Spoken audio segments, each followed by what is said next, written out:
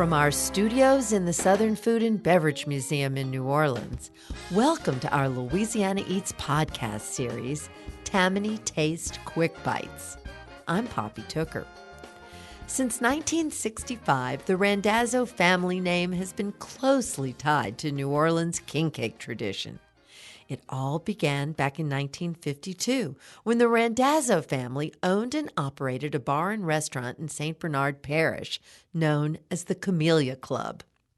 In 1965, the Randazzo brothers, Manuel Sr., Lawrence, and Tony, turned what had been the Camellia Club's dance hall into the Hi-Lan Bakery, home of the original Randazzo king cake.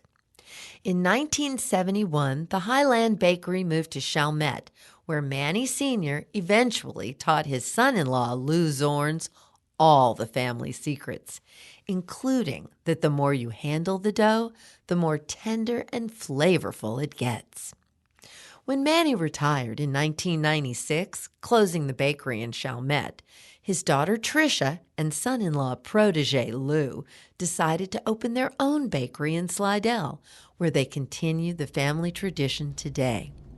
We caught up with Tricia and their son Zach, the next generation of baking Randazzos, at their Camellia City Bakery in Slidell. Hi, I'm Tricia Randazzo Zornes. I'm the co-owner of Randazzo's Camellia City Bakery, along with my husband Louis and my son Zach. Hi, my name is Zach. I'm the Director of Operations for Randazzo's Camellia City Bakery. I am just pleased as punch to be here with you all today. Thank you for inviting us here into the bakery in Slidell. Tricia, tell me about how it all started with your dad and his brothers at the Camellia Club. Well, Dad and his brothers, they've always worked together. They farmed the land, farmed tomatoes, radishes, all kind of stuff, and they had a place called the Camellia Club, and it was, I think, originally named after my Aunt Camille. But the Camellia Club was like a restaurant, sandwich place, and people came in, and they also had a little portion in the back that was a dance hall. So that dance hall is what ended up being the future Randazzo Hi-Lan Bakery, is what they called it. And the reason why they called it Hi-Lan Bakery was that that was the high portion of the parish at the time, the Hi-Lan. Now, how did they start making king cakes? Why was it king cakes for them? It wasn't just king cakes. It started with everything. We were a full-service bakery back then.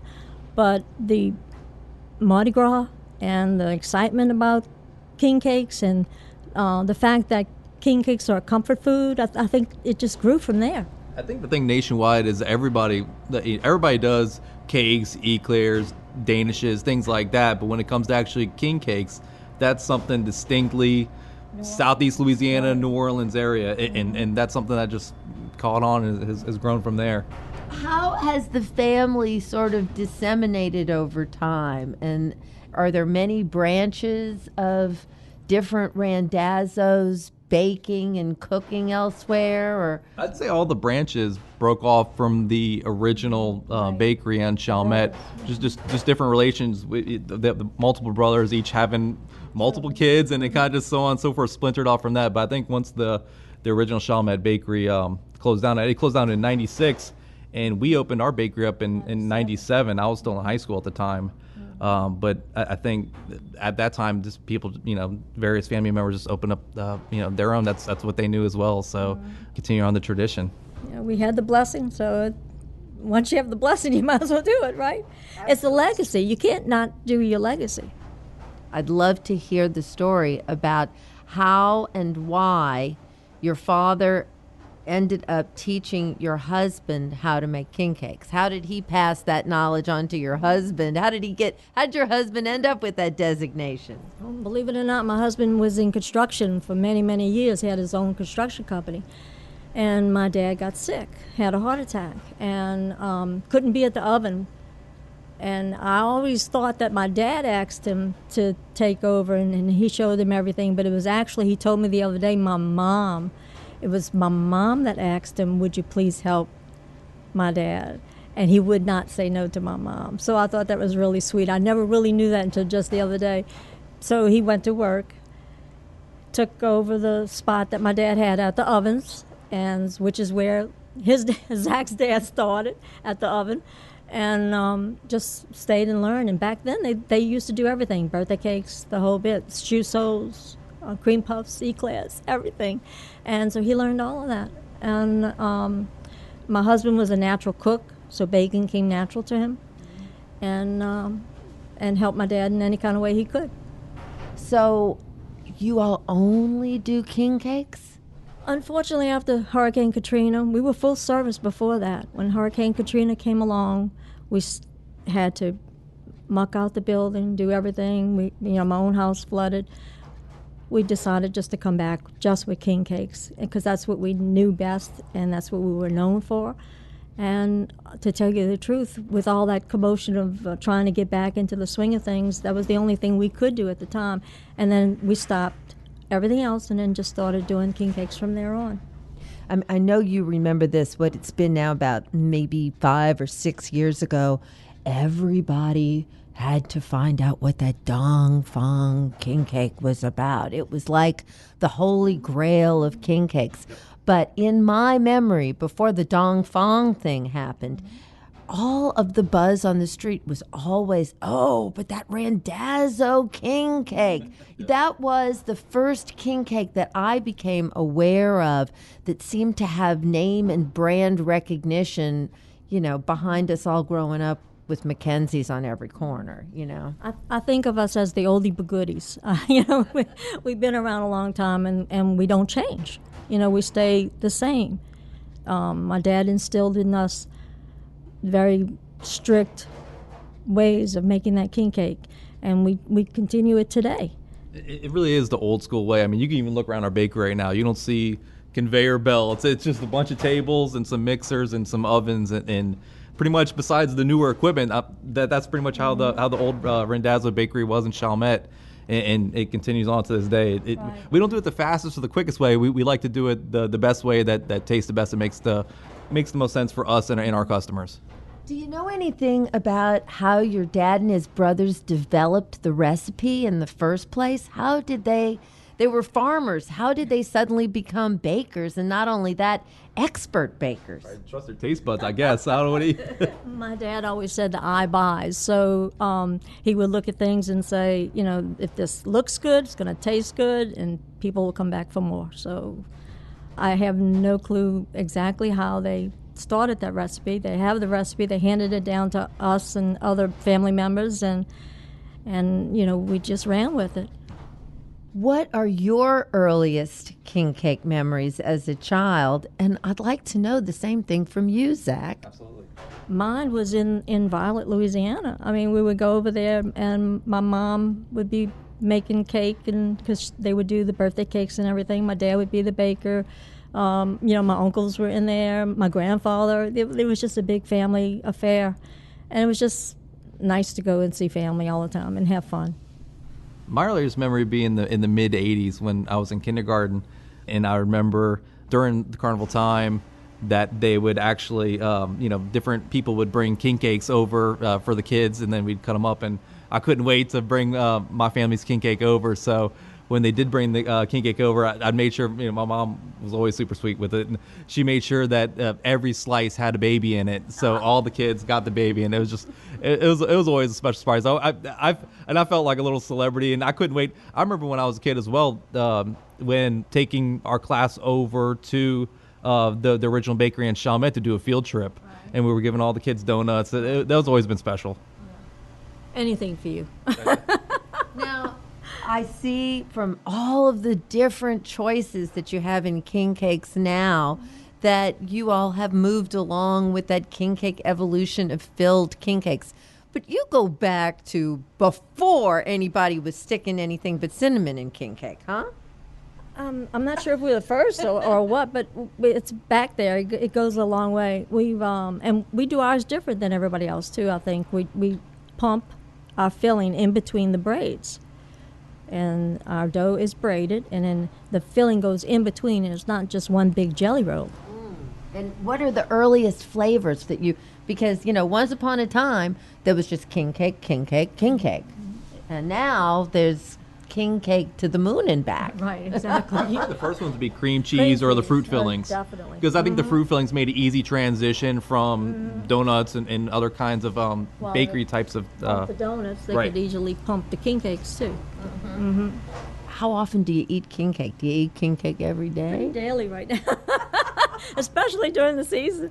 My favorite last year is different than this year. Right now I have my favorite is strawberry and cream cheese mix. It's just delicious. But it's like shoes. How do you pick out your favorite shoes? You know, it's just too hard to choose. I have a bunch of favorites. I think anything mixed with cream cheese tastes great. All the fruit fillings taste great with cream cheese. Our pecan praline is one of my favorites, as well as the traditional. In terms of how often I eat it, I'd like to bring one home to my beautiful wife and son. I'd say at least once a week where they get to enjoy it. Sometimes I bring it, where I let my son decorate his own little king cake when he gets home, and it's just a fun surprise. We call Luke the chief tasting officer. He's 5 years old, and he's so precious. Yes. Has the field trip come here yet, or are you baking the king cake with the king cake baby in every slice for him? No. He's taken multiple trips to the bakery, but he hasn't been here when we're actually making the cakes. We always make them in the middle of the night, so I think he's been a few times during the later part of the carnival season where we're still working into the early morning hours, and my wife and him will come by and we'll say hi to him. It's always a nice time to see him. His favorite thing is rolling the racks around, you know. Yeah, that's true. Now, the life of the king cake baker during the king cake season is really something else. Tell me what the hours are like, and let's talk numbers because they have to be fascinating. The numbers are mind-numbing. They're thousands upon thousands daily. Yeah, daily, and then throughout the season. I work the oven all the time. When I first started doing it, my dad told me, I'm going to stick you in the hardest part of the bakery, and just want to let you know that ahead of time. The oven's not the funnest place, especially with the heat hitting you on your face 12 to 14 to 16 hours plus a day. But you feel like a zombie, but it's well worth it, especially when you see the smiles on your customers' faces and people are enjoying the taste of your king cake. It makes it all worthwhile. So what are the hours of the baker? When do you come in? What happens? I come in right after dinner time. So as soon as dinner's over with my family, I'd say about 7, 8 o'clock, I say bye to them, and I come over to the bakery and start the process. And we'll be baking, depending on how many cakes we have to bake that day, we'll be baking up until easily 8 a.m., 9 a.m., all to way noon. We've baked all the way well into the afternoons and 2 to 3 p.m. Just to keep try to keep up. And you ship king cakes everywhere. Across the United States, next day delivery. Where else have they gone? Oh, Guam. I remember that one. Afghanistan, everywhere. Europe, Afghanistan. Well, we also donate king cakes to the troops. With Operation We Care. Operation We Care, and also Slidell Ladies of Liberty. We donate king cakes to them every year. So we do have king cakes going out pretty much yearly, going to Afghanistan and other areas that our troops are serving in. I can't imagine if you're stationed in the Middle East and you're from this area and a king cake arrives. It must be like the happiest day ever. We've gotten emails and pictures of the troops holding the cake, and the smiles on their faces just melt you. Love seeing the pictures. Yeah, the pictures really make it all worthwhile. What happens when it's not carnival time? We still do large orders for different corporate entities or shipping occasions and things like that, different holidays. But for the most part, just getting prepared for the next season. It's a lot. Yeah. The building itself has a lot of, we do repairs, we do upgrades. There's so many painting, things. We have a long list of projects that we continue to talk about. Even during the season, I'll text myself, while I'm waiting for an oven to go off, just thinking about some upgrades to do for the next season. It's exciting. So when do you gear up, and when does it all end on Ash Wednesday? Yeah, I mean, pretty much. We close on actual Mardi Gras Day and the day after, and depending on the year, we open up for a few days afterwards to do any just leftover business and any people that still want to ship a king cake. But that's usually when it does end for us. At least, I think in terms of our mind and in our customers' mind, especially locally. Pretty much once Mardi Gras Day is over, it kind of floats off their minds and back to everyday life. And once people kind of sober up from the shenanigans of Mardi Gras, I think life goes on, and we kind of recuperate and lick our wounds and get ready for the next year. When does this all get geared up and you start making king cakes? We start usually mid-December is when we start. We found out that was probably the most comfortable time for us as well as our customers to start, so to speak, turning on the ovens and ramping things up to get the king cakes ready, especially for the king cakes in the Thanksgiving and Christmas holiday time always go really well together. So and I personally love the Christmas colored sprinkles as well as the shapes that we make. We make a candy cane shape, a Christmas tree shape, a wreath shape, a Papa Noel. There's so many different things that we make that were just permutations of the regular Mardi Gras king cake shape that it seemed to go really well together. I love your purple, green, and gold sprinkles. So good. So there's red and green sprinkles. And do you all make those Saints king cakes? Oh, yeah. Yep. In fact, we were the first ones that made the fleur de lis. So you all continue to innovate and grow and change. What's going to come new with your generation, Zach? I don't know. The sky's the limit. His wheels are turning.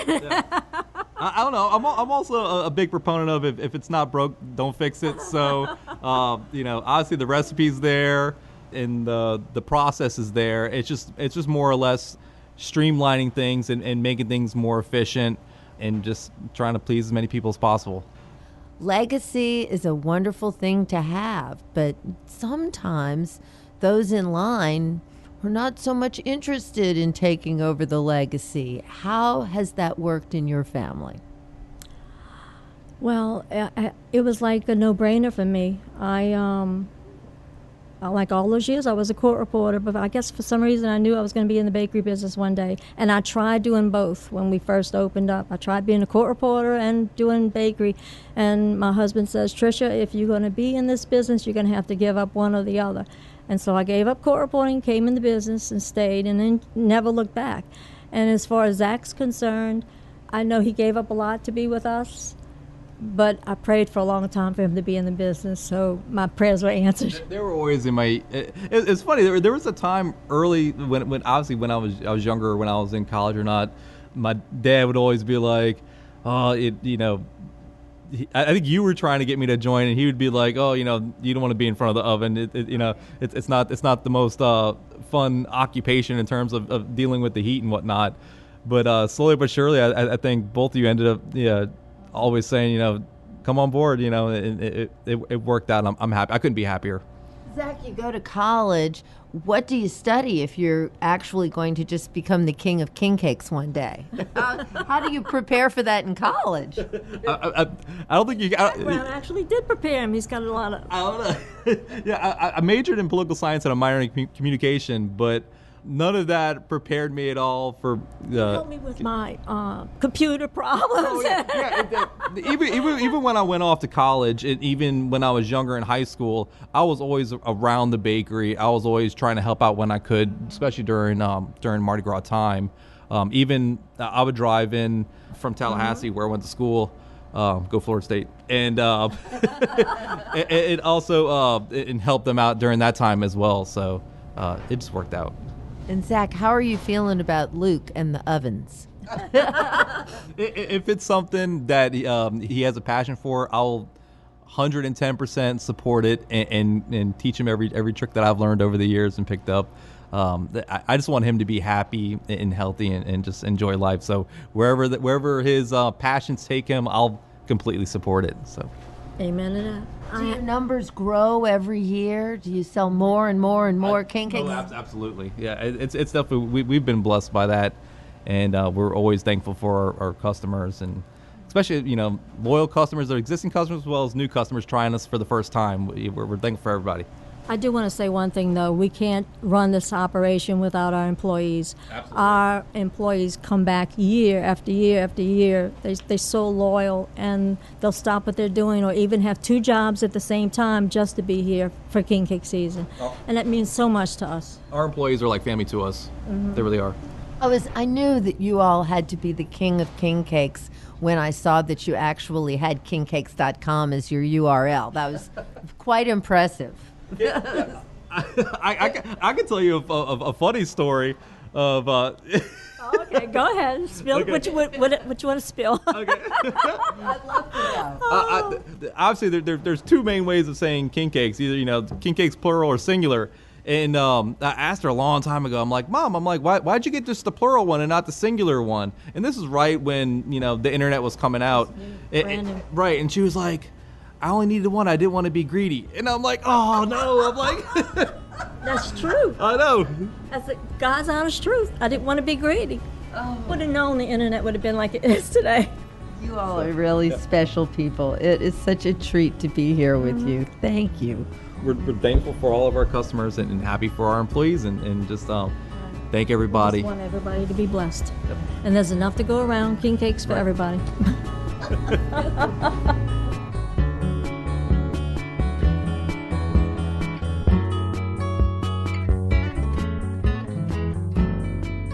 That was Tricia Randazzo Zornes and Zach Zornes at Randazzo's Camellia City Bakery in Slidell. If you're hungry for some king cake, you're in luck. No matter where you're listening to this podcast, the Randazzo family is happy to ship one of their legendary flavors straight to your door. They even designed a special patented base that keeps your king cake fresh and secure no matter how far it has to travel to get there. To order your king cake, visit kingcakes.com or call them directly at 1-800-684-CAKE. That's 800-684-2253.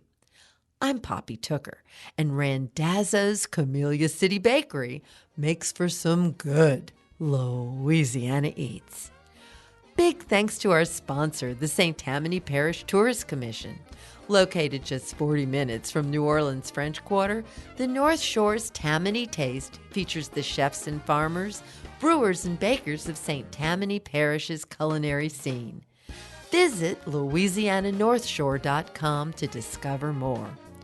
Louisiana's North Shore, where New Orleans has come to play and get away for more than a century. Don't miss a delicious Tammany Taste Quick Bite by subscribing to our podcast at poppytooker.com, where you'll also find lots more recipes and delicious food ideas, too. Louisiana Eats original theme music by Johnny Sketch and the Dirty Notes. Thanks to Reggie Morris, who helped edit, and senior producer Joe Schreiner, who produced this podcast. This Louisiana Eats Quick Bite was produced by Poppy Tooker Broadcasting.